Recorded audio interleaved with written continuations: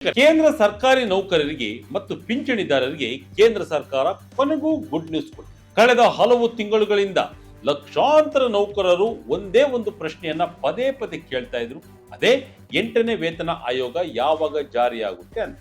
ಹೌದು, ಈ ಕಾಯುವಿಕೆಗೆ ಈಗ ಒಂದು ದೊಡ್ಡ ಸ್ಪಷ್ಟನೆ ಸಿಕ್ಕಿದೆ. ಕೇಂದ್ರ ಸರ್ಕಾರವು ಸಂಸತ್ತಿನಲ್ಲಿ 8ನೇ ವೇತನ ಆಯೋಗದ ಬಗ್ಗೆ ಅತ್ಯಂತ ಪ್ರಮುಖವಾದ ಮಾಹಿತಿಯನ್ನ ಹಂಚಿಕೊಂಡಿದೆ. ಕೇವಲ ಗಾಳಿ ಸುದ್ದಿಯಲ್ಲ, ಬದಲಿಗೆ ಸರ್ಕಾರದ ಅಧಿಕೃತ ಕಾಲಮಿತಿ ಈಗ ಹೊರಬಿದ್ದಿದೆ. ಸುಮಾರು 1 ಕೋಟಿಗೂ ಅಧಿಕ ಮಂದಿಯ ಜೀವನದ ಮೇಲೆ ಪರಿಣಾಮ ಬೀರಲಿರುವ ಈ ಆಯೋಗದ ಶಿಫಾರಸುಗಳು ಜಾರಿಯಾದರೆ ನೌಕರರ ಸಂಬಳ ಮತ್ತು ಪಿಂಚಣಿಯಲ್ಲಿ ಭಾರೀ ಏರಿಕೆ ಆಗುತ್ತೆ. ಫಿಟ್ನೆಟ್ ಫ್ಯಾಕ್ಟರ್ ಎಷ್ಟು ಹೆಚ್ಚಾಗುತ್ತೆ? ಕನಿಷ್ಠ ವೇತನ 18,000ದಿಂದ 41,000 ರೂಪಾಯಿಗೆ ಏರಿಕೆ ಆಗುತ್ತೆ. ನಿಮ್ಮ ಸಂಬಳ ಕೈ ಸೇರುವುದು ಯಾವಾಗ? ಹಳೆಯ ಬಾಕಿ ಸಿಗುತ್ತಾ? ಈ ಸಂಪೂರ್ಣ ಮಾಹಿತಿ ಇಲ್ಲಿದೆ. ನೌಕರರಿಗೆ ಗುಡ್ ನ್ಯೂಸ್ ಕೊಟ್ಟ ಕೇಂದ್ರ. ಸಂಸತ್ನಲ್ಲಿ ಸರ್ಕಾರದ ಅಧಿಕೃತ ಹೇಳಿಕೆ. ಮೊಟ್ಟ ಮೊದಲನೇದಾಗಿ ಸರ್ಕಾರದ ಕಡೆಯಿಂದ ಸಿಕ್ಕಿರುವ ಅಧಿಕೃತ ಮಾಹಿತಿ ಏನು ಅಂದ್ರೆ, ಇತ್ತೀಚೆಗೆ ಸಂಸತ್ತಿನಲ್ಲಿ ಕೇಳಲಾದ ಪ್ರಶ್ನೆಯೊಂದಕ್ಕೆ ಲಿಖಿತ ಉತ್ತರ ನೀಡಿದ ಕೇಂದ್ರ ಹಣಕಾಸು ರಾಜ್ಯ ಸಚಿವ ಪಂಕಜ್ ಚೌಧರಿರವರು 8ನೇ ವೇತನ ಆಯೋಗದ ಬಗ್ಗೆ ಮಹತ್ವದ ಕ್ಲಾರಿಟಿ ನೀಡಿದ್ದಾರೆ.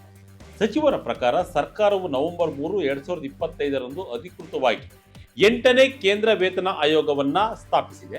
ಅಷ್ಟೇ ಅಲ್ಲ, ಈ ಆಯೋಗಕ್ಕೆ ತನ್ನ ವರದಿಯನ್ನು ಸಲ್ಲಿಸಲು 18 ತಿಂಗಳ ಕಾಲಾವಕಾಶ ನೀಡಲಾಗಿದೆ. ಅಂದರೆ ಮುಂದಿನ 1.5 ವರ್ಷದಲ್ಲಿ ಆಯೋಗವು ಸರ್ಕಾರಿ ನೌಕರರ ವೇತನ, ಭತ್ಯೆಗಳು ಮತ್ತು ಪಿಂಚಣಿಗೆ ಸಂಬಂಧಿಸಿದ ಶಿಫಾರಸುಗಳನ್ನು ಸಿದ್ಧಪಡಿಸಿ ಸರ್ಕಾರಕ್ಕೆ ಸಲ್ಲಿಸಿದೆ. ಇದರೊಂದಿಗೆ ಅಧ್ಯಕ್ಷರು ಮತ್ತು ಸದಸ್ಯರ ನೇಮಕಾತಿಯ ಪ್ರಕ್ರಿಯೆಯೂ ಅಂತಿಮಗೊಂಡಿದೆ. ಇದರಿಂದಾಗಿ ಇಷ್ಟು ದಿನ ಇದ್ದ ಗೊಂದಲಗಳಿಗೆ ಈಗ ತೆರೆ ಬಿದ್ದಿದೆ. ಸಲಹೆ ಹಾಗೂ ಅಭಿಪ್ರಾಯಗಳ ಸಂಗ್ರಹ. ಮೈ ಗವರ್ಮೆಂಟ್ ಪೋರ್ಟಲ್ನಲ್ಲಿ ಪ್ರಶ್ನಾವಳಿ.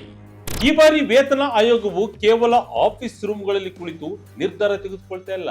ಬದಲಿಗೆ ಇದು ಪ್ರಜಾಪ್ರಭುತ್ವದ ಮಾದರಿಯಲ್ಲಿ ಎಲ್ಲರ ಅಭಿಪ್ರಾಯವನ್ನ ಸಂಗ್ರಹಿಸ್ತಾ ಇದೆ.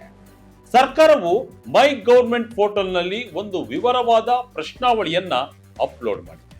ಇದರಲ್ಲಿ ಒಟ್ಟು 18 ಪ್ರಮುಖ ಪ್ರಶ್ನೆಗಳಿವೆ. ವಿವಿಧ ಸಚಿವಾಲಯಗಳು, ಇಲಾಖೆಗಳು, ರಾಜ್ಯ ಸರ್ಕಾರಗಳು, ನೌಕರರ ಸಂಘಗಳು, ಶಿಕ್ಷಣ ತಜ್ಞರು ಮತ್ತು ಸ್ವತಃ ನೌಕರರು ಅಥವಾ ಪಿಂಚಣಿದಾರರು ತಮ್ಮ ಅನಿಸಿಕೆಗಳನ್ನ ಹಂಚಿಕೊಳ್ಳಬಹುದು. ನೆನಪಿರಲಿ, ನಿಮ್ಮ ಅಭಿಪ್ರಾಯಗಳನ್ನ ಸಲ್ಲಿಸಲು ಮಾರ್ಚ್ 31, 2026 ಕೊನೆಯ ದಿನಾಂಕವಾಗಿದೆ. ಇದು ಆನ್ಲೈನ್ ಮೂಲಕ ಮಾತ್ರ ಸಾಧ್ಯ. ಈ ಪ್ರಕ್ರಿಯೆಗಳ ಆಧಾರದ ಮೇಲೆ ಆಯೋಗವು ಜೀವನದ ವೆಚ್ಚ, ಹಣದುಬ್ಬರ ಮತ್ತು ನೌಕರರ ಅಗತ್ಯತೆಗಳನ್ನ ಗಮನದಲ್ಲಿ ಇಟ್ಟುಕೊಂಡು ಅಂತಿಮ ವರದಿ ಸಿದ್ಧಪಡಿಸಲಿದೆ. ಸಂಬಳ ಹೆಚ್ಚಳ ಯಾವಾಗ ಜಾರಿಗೆ ಬರಲಿದೆ? ಈಗ ಎಲ್ಲರಲ್ಲೂ ಕಾಡುತ್ತಿರುವ ದೊಡ್ಡ ಪ್ರಶ್ನೆ ಅಂದ್ರೆ, ಬ್ಯಾಂಕ್ ಖಾತೆಗೆ ಹೆಚ್ಚಿನ ಸಂಬಳ ಯಾವಾಗ ಬರುತ್ತೆ ಅಂತ. ತಾಂತ್ರಿಕವಾಗಿ ಹೇಳುವುದಾದ್ರೆ, ದಾಖಲೆಗಳ ಪ್ರಕಾರ 8ನೇ ವೇತನ ಆಯೋಗವು ಜನವರಿ 1, 2026ರಿಂದ ಜಾರಿಗೆ ಬರಬೇಕಿದೆ. ಆದರೆ ನೌಕರರ ಬ್ಯಾಂಕ್ ಖಾತೆಗೆ ಪರಿಷ್ಕೃತ ಸಂಬಳ ಜಮಾ ಆಗಲು ಸ್ವಲ್ಪ ಸಮಯ ಬೇಕಾಗಬಹುದು. ತಜ್ಞರ ಪ್ರಕಾರ ಈ ಹಿಂದಿನ ವೇತನ ಆಯೋಗದ ಅನುಷ್ಠಾನದಲ್ಲಿ ಆದ ವಿಳಂಬದಂತೆಯೇ ಈ ಬಾರಿಯೂ ಹೆಚ್ಚಿನ ಸಂಬಳವು 2026ರ ಅಂತ್ಯದಲ್ಲಿ ಅಥವಾ 2026-27ರ ಹಣಕಾಸು ವರ್ಷದಲ್ಲಿ ನೌಕರರಿಗೆ ಸಿಗುವ ಸಾಧ್ಯತೆ ಇದೆ. ಉದಾಹರಣೆಗೆ, ಕಳೆದ 7ನೇ ವೇತನ ಆಯೋಗದ ಸಮಯದಲ್ಲೂ ಇದೇ ರೀತಿಯ ವಿಳಂಬವಾಗಿದೆ. ಆದ್ದರಿಂದ ನೌಕರರು 2026ರ ಮಧ್ಯಭಾಗದವರೆಗೂ ಸ್ವಲ್ಪ ತಾಳ್ಮೆಯಿಂದ ಕಾಯಬೇಕಾಗುತ್ತದೆ. ನೌಕರರಿಗೆ ಬಾಕಿ ಹಣ ಸಿಗುತ್ತಾ? ಹೌದು, ಸಂಬಳ ತಡವಾಗಿ ಜಾರಿಯಾದರೂ ನೌಕರರಿಗೆ ಯಾವುದೇ ನಷ್ಟವಾಗುವುದಿಲ್ಲ. ತಜ್ಞರ ಪ್ರಕಾರ 7ನೇ ವೇತನ ಆಯೋಗದ ಅವಧಿಯು 2025ರ ಡಿಸೆಂಬರ್ 31ಕ್ಕೆ ಕೊನೆಗೊಳ್ಳುತ್ತದೆ. ಆದ್ದರಿಂದ 8ನೇ ವೇತನ ಆಯೋಗದ ಹೊಸ ದರಗಳು ಜನವರಿ 1, 2026ರಿಂದಲೇ ಅನ್ವಯವಾಗುತ್ತದೆ. ಒಂದು ವೇಳೆ ಸರ್ಕಾರವು 2026ರ ಡಿಸೆಂಬರ್ನಲ್ಲಿ ಸಂಬಳ ಹೆಚ್ಚಳ ಜಾರಿಗೊಳಿಸಿದರೆ ಆ ವರ್ಷದ ಜನವರಿಯಿಂದ ನವೆಂಬರ್ ವರೆಗಿನ ಹೆಚ್ಚುವರಿ ಮೊತ್ತವನ್ನ ಬಾಕಿ ಹಣ ಅಥವಾ ಅರಿಯರ್ಸ್ ರೂಪದಲ್ಲಿ ಒಟ್ಟಿಗೆ ನೀಡಲಾಗುತ್ತದೆ. ಇದು ನೌಕರರ ಕೈಗೆ ದೊಡ್ಡ ಮೊತ್ತದ ಹಣವನ್ನ ಒಮ್ಮೆಗೆ ತಂದುಕೊಡಲಿದೆ. ಎಷ್ಟು ಸಂಬಳ ಹೆಚ್ಚಾಗಬಹುದು? ಈಗ ಎಲ್ಲರೂ ಕಾತುರದಿಂದ ಕಾಯುತ್ತಿರುವ ವಿಚಾರ ಅಂದ್ರೆ, ಸಂಬಳ ಎಷ್ಟು ಹೆಚ್ಚಾಗಬಹುದು?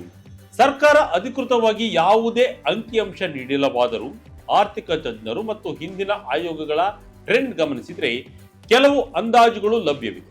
6ನೇ ವೇತನ ಆಯೋಗದಲ್ಲಿ ಸರಾಸರಿ 40% ಏರಿಕೆಯಾಗಿದ್ದು, 7ನೇ ವೇತನ ಆಯೋಗದಲ್ಲಿ ಫಿಟ್ಮೆಂಟ್ ಫ್ಯಾಕ್ಟರ್ 2.57 ಆಗಿದೆ ಮತ್ತು ಸುಮಾರು 23ರಿಂದ 25ರಷ್ಟು ಏರಿಕೆ ಆಗಿದೆ. ಈಗ 8ನೇ ವೇತನ ಆಯೋಗದಲ್ಲಿ ತಜ್ಞರ ಅಂದಾಜಿನ ಪ್ರಕಾರ ಸಂಬಳದಲ್ಲಿ 20ರಿಂದ 35% ಏರಿಕೆಯಾಗುವ ಸಾಧ್ಯತೆ ಇದೆ. ಫಿಟ್ಮೆಂಟ್ ಫ್ಯಾಕ್ಟರ್ 2.4ರಿಂದ 3ರ ಆಸುಪಾಸಿನಲ್ಲಿ ಇರಬಹುದು ಎಂದು ನಿರೀಕ್ಷಿಸಲಾಗಿದೆ. ಇದರ ಅರ್ಥ ಆರಂಭಿಕ ಹಂತದ ಮೂಲ ವೇತನದಲ್ಲಿ ಗಮನಾರ್ಹ ಹೆಚ್ಚಳವಾಗಲಿದೆ. ಫಿಟ್ಮೆಂಟ್ ಫ್ಯಾಕ್ಟರ್ 2.86ಕ್ಕೆ ನಿಗದಿಯಾದರೆ ಸಂಬಳ ಎಷ್ಟು ಜಾಸ್ತಿ ಆಗಬಹುದು ಅನ್ನೋದ್ರ ಬಗ್ಗೆ ಒಂದು ಸಣ್ಣ ಉದಾಹರಣೆ ಇಲ್ಲಿದೆ. ಪ್ರಸ್ತುತ ಕನಿಷ್ಠ ಮೂಲ ವೇತನ 18,000 ರೂಪಾಯಿ ಇದೆ. ಇದನ್ನ 2.86ರಿಂದ ಗುಣಿಸಿದ್ರೆ 51,000 ರೂಪಾಯಿ ದಾಟುತ್ತೆ.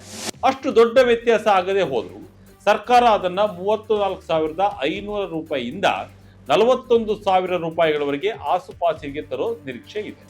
ಅಂದ್ರೆ ಕನಿಷ್ಠ ವೇತನದಲ್ಲಿ ಭಾರಿ ಜಂಪ್ ಆಗುತ್ತೆ. ಕೇವಲ ಮೂಲ ವೇತನವಷ್ಟೇ ಅಲ್ಲ, ಅದರಿಂದ ಭತ್ಯೆಗಳಲ್ಲೂ ಬದಲಾವಣೆ ಆಗುತ್ತೆ. ಪ್ರಸ್ತುತ ಹಣದುಬ್ಬರಕ್ಕೆ ಅನುಗುಣವಾಗಿ ತುಟ್ಟಿ ಭತ್ಯೆ ಡಿಎ, HRA ಅಂದ್ರೆ ಮನೆ ಬಾಡಿಗೆ ಭತ್ಯೆ ಮತ್ತು ಟಿಎ ಅಂದ್ರೆ ಪ್ರಯಾಣ ಭತ್ಯೆಗಳನ್ನ ಪರಿಷ್ಕರಿಸಲಾಗುತ್ತೆ. ಆದರೆ ನೆನಪಿಡಿ, ಇದು ಕೇವಲ ಅಂದಾಜು ಮಾತ್ರ. ಅಂತಿಮ ನಿರ್ಧಾರವು ಮುಂದಿನ 12ರಿಂದ 18 ತಿಂಗಳುಗಳಲ್ಲಿ ದೇಶದ ಹಣದುಬ್ಬರ, 16ನೇ ಹಣಕಾಸು ಆಯೋಗದ ಶಿಫಾರಸುಗಳು ಮತ್ತು ಸರ್ಕಾರದ ಆರ್ಥಿಕ ಪರಿಸ್ಥಿತಿಯ ಮೇಲೆ ಅವಲಂಬಿತವಾಗಿರುತ್ತದೆ. ಇನ್ನು ಪಿಂಚಣಿದಾರರ ವಿಷಯಕ್ಕೆ ಬಂದ್ರೆ ಸುಮಾರು 69 ಲಕ್ಷಕ್ಕೂ ಅಧಿಕ ಜನರಿಗೆ ಇದರ ಲಾಭ ಸಿಗುತ್ತೆ. ಹೊಸ ವೇತನ ಶ್ರೇಣಿಗೆ ತಕ್ಕಂತೆ ಅವರ ಮಾಸಿಕ ಪಿಂಚಣಿ ಕೂಡ ಹೆಚ್ಚಾಗಲಿದ್ದು ನಿವೃತ್ತ ಜೀವನಕ್ಕೆ ದೊಡ್ಡ ಆರ್ಥಿಕ ಭದ್ರತೆ ಸಿಗುತ್ತೆ. ಇದರಿಂದ ಕುಟುಂಬ ಒಟ್ಟಾರೆ ಆರ್ಥಿಕ ಸ್ಥಿತಿ ಸುಧಾರಿಸುತ್ತೆ. ಈ ಬಾರಿ 8ನೇ ವೇತನ ಆಯೋಗ ಕೆಲವು ಹೊಸ ಬದಲಾವಣೆಗಳನ್ನು ತರಬಹುದು ಅಂತ ಹೇಳಲಾಗ್ತಾ ಇದೆ. ಕಡಿಮೆ ಭತ್ಯೆ, ಹೆಚ್ಚು ಪಾರದರ್ಶಕತೆ ಅನ್ನೋದು ಈ ಆಯೋಗದ ಮಂತ್ರ ಆಗಬಹುದು.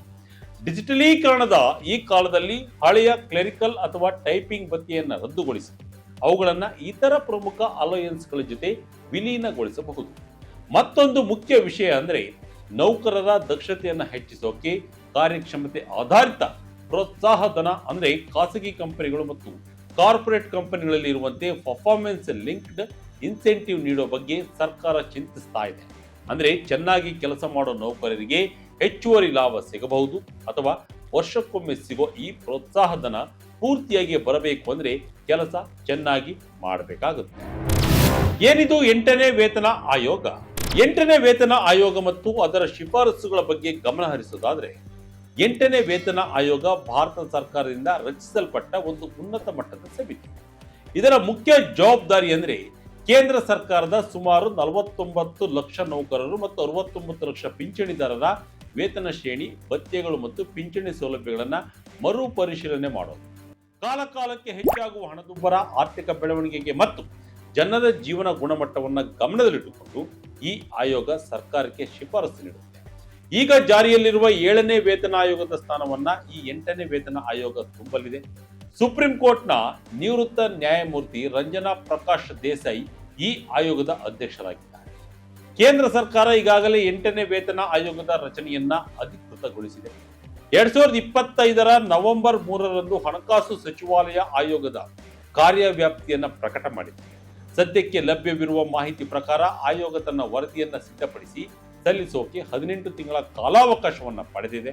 ಅಂದ್ರೆ ಆಯೋಗ ನೌಕರರ ಸಂಘಟನೆಗಳ ಜೊತೆ ಚರ್ಚಿಸಿ ಬೆಲೆ ಏರಿಕೆ ಅಂಕಿಅಂಶಗಳನ್ನು ನೋಡಿ ಒಂದು ವಿಸ್ತೃತ ವರದಿಯನ್ನ ಸರ್ಕಾರಕ್ಕೆ ನೀಡಲಿದೆ. ಒಟ್ಟಾರೆಯಾಗಿ ಹೇಳುವುದಾದ್ರೆ 8ನೇ ವೇತನ ಆಯೋಗವು ಸುಮಾರು 1 ಕೋಟಿಗೂ ಅಧಿಕ ಕೇಂದ್ರ ಸರ್ಕಾರಿ ನೌಕರರು ಮತ್ತು ಪಿಂಚಣಿದಾರರ ಬದುಕಿನಲ್ಲಿ ಹೊಸ ಸಂಚಲನ ಮೂಡಿಸಿದೆ. 2026ರ ಜನವರಿಯಿಂದಲೇ ಜಾರಿಯಾಗಿರುವ ಈ ಆಯೋಗವು ಕೇವಲ ಸಂಬಳದ ಅಂಕಿಅಂಶಗಳನ್ನು ಹೆಚ್ಚಿಸುವುದಲ್ಲದೆ ಹೆಚ್ಚುತ್ತಿರುವ ಜೀವನ ವೆಚ್ಚಕ್ಕೆ ಪೂರಕವಾಗಿ ಆರ್ಥಿಕ ಭದ್ರತೆಯನ್ನ ಒದಗಿಸಲಿದೆ. ಫಿಟ್ಮೆಂಟ್ ಫ್ಯಾಕ್ಟರ್ ಏರಿಕೆ ಮತ್ತು ಭತ್ಯೆಗಳ ಪರಿಷ್ಕರಣೆಯಿಂದಾಗಿ ನೌಕರರ ಕೈಗೆ ದೊಡ್ಡ ಮೊತ್ತದ ಹಣ ಸೇರುವುದು ನಿಶ್ಚಿತ.